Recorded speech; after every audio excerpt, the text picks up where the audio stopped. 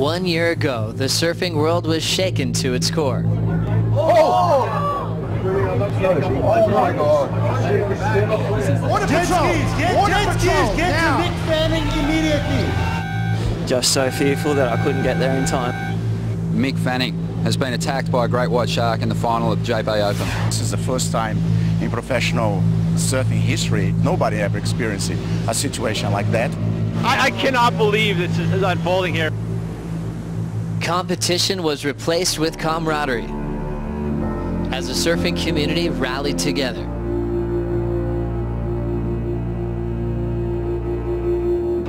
An unprecedented moment, captured in time, that resonates still.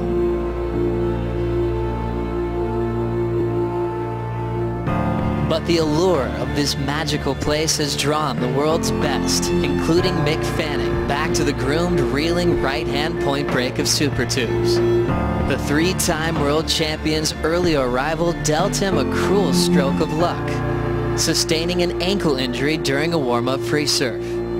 Not to be deterred with the first day of competition upon us, the surfing world awaits Mick Fanning's return to competition at Jeffreys Bay.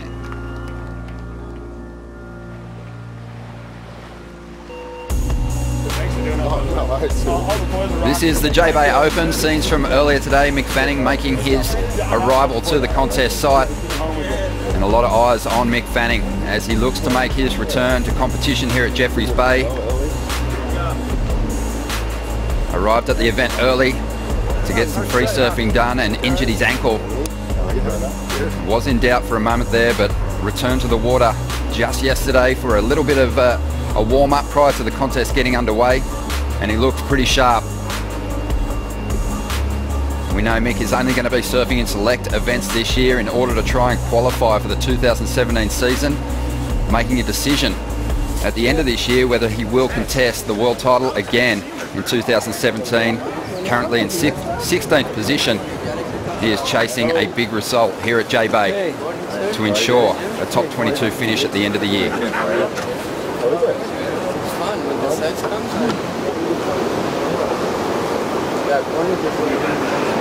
How much is it? It's kind of closing out a little bit over there, but if you take off this, it's off the edge. Probably west swell. Yeah, there's waves a lot bigger than that.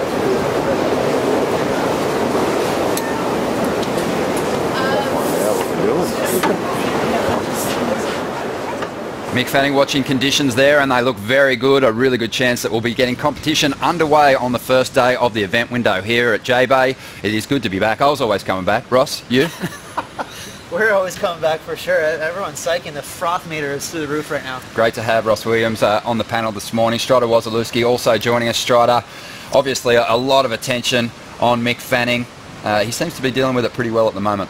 Yeah, he looks comfortable. Like, you know, unfortunately he had that ankle injury, but as they said, he looks like he's back in the water really soon here, and obviously if we get the event underway first heat, we'll get to see the magic. Had a quick chat with him this morning in the dark there, and you know he said his ankle feels fine. He's not going to surf with a brace, so that's a good sign that, you know, he's feeling fine. And here's the thing, Mick Fanning at 70% is better than most guys on tour. That's how good Mick surfs at J-Bay. So even though he's got a little bit of an injury, I think he'll be fine. He's made the past 3 finals here. He's had 3 victories here. Obviously last year he didn't get the opportunity to seal up a 4th win. There was no way he was going to miss this contest, despite the fact that he had that high ankle sprain earlier in the week. And he needs to come in hot. You know, if he's going to make that top 22, it's just a handful of events. He has to make the quarters or better. So we know how emotional this is to revisit J-Bay, but this is where Mick just owns everyone. Well, I mean, circumstances at hand, what happened last year, it's just so great to see him back on the horse. Let's be honest, like, this is the return to greatness, and to get over the fears and everything else that's gone through with him, I can't wait. Yeah, he's got a big first heat too, some real talent in that first matchup, and we'll talk more about that in a moment. But right now, let's get the call and find out if we're going to get heats underway. We'll check in with a former 9-time national champion here in South Africa, Rosie Hodge, with the Commissioner. Good morning. Thank you, Ronnie, and welcome back to South Africa, everyone. Obviously, Kieran, we're so ecstatic to be back. Looking at the lines in the water, will we get competition underway? Yeah, day one. It's great to wake up and have that cold westerly blowing There's some great lines out there, some really good waves coming in, so we will go. We're going to start at 7:40, and yeah, excited to get back here in J-Bay and see some great waves. All right, and obviously, you know, with the swell in the water in that first heat, what is the anticipation like, the energy with the athletes? Yeah, I think everyone's just been kind of here for a few days, and they saw that swell building 3 or 4 days ago, so it came in early to practice, and apparently it was incredible. So we're looking at another day of incredible surf. Everyone's just really excited, I think, to get back in the water over here. I love it. Have a beautiful day, everyone. Back to you, Ronnie. Thank you, Rosie. And just chatting about Mick Fanning, he did get here early, but he had a really tough situation. He was in a boot, trying to get that injury right. I had to watch some of the best free surfing we've seen at J-Bay here in recent times, and that would have hurt. So he'll be excited with the conditions on offer today. Yeah, for sure. That's going to get the energy level way up there in terms of just being frothy. And that's one of the cool things about having an event here at J-Bay, is it allows people to be emotional.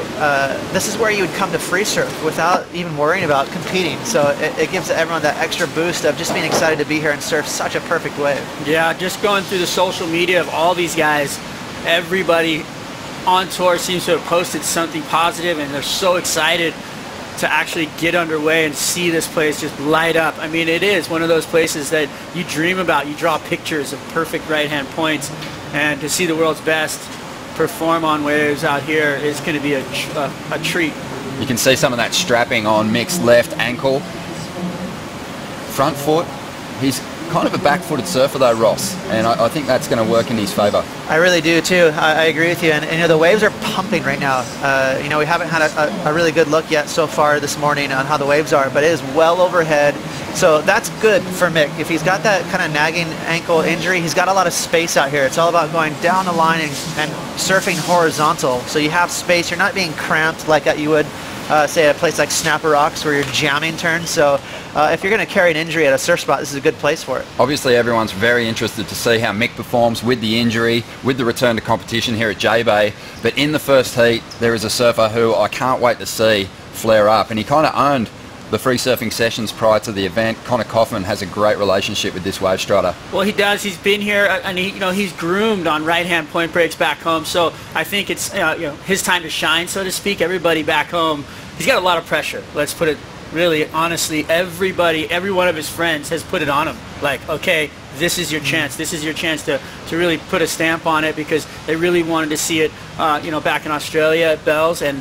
they want to see it again here. This is where they want to see him perform. So he's got pressure. I think, just quickly, Ross, too, Connor would have earmarked Fiji and J-Bay as the events that he should really do well in. And Fiji, he fell out of the draw because of an interference. Right. That would have hurt. Well, you bring up a great point, Strider. It does add pressure, and sometimes you can get nervous in heats, and it doesn't help. But what I love about J-Bay, not only for Connor Kaufman, but for the whole tour, is it's not about tail slides. It's not about airs. I mean, it can happen in smaller waves, but when it's pumping like this, it's all about old school carbs. Well, as you can see behind us, the waves are absolutely firing. Alejo Muniz is the other surfer in the first heat of round one, and he is a real threat in this clash, because he's always made the quarterfinals of this event, 3 appearances here at J-Bay. Well, I think what Ross was talking about too, with the the kind of more horizontal turns, Alejo's got a beautiful, he surfs really big round turns down on the face, so he is going to look really good out here. His style of surfing fits the wave really well,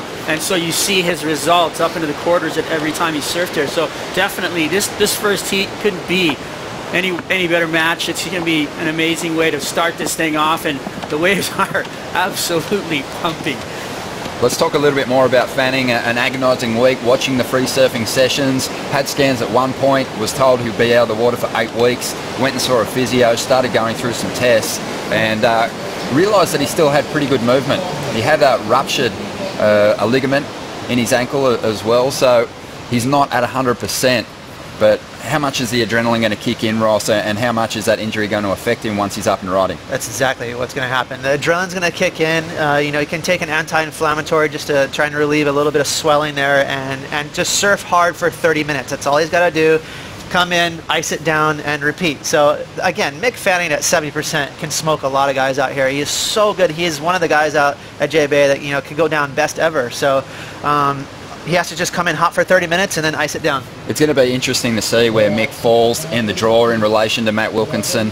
Obviously, Mick surfing in select events, not part of the world title race, but if he can help Matt knock off some of those world title rivals. That would be huge when you start thinking about where Matt's positioned on the ratings coming into top 6. Well, pressure is going to be everything. I mean, we'll see if you want to be a world title guy, you got to deal with the pressure. Just like Connor's going to have to deal with the pressure in his first heat, so is Wilco with that jersey on. I mean, he's got the Jeep leader jersey on. It's going to be one of those things where he is going to have to push as hard as he can to perform to that level, and it's going to be, you know, telling. I mean, we saw it. Hey, the guy made the finals in Fiji. He made everybody's predictions fall through the floor, and he's going to come to a place where his backhand has been on fire all year, and if he can handle the pressure and bring it again, he could be in #1 spot at the end of the year. Well, we're excited. The surfers are excited. Joe and Pete are excited.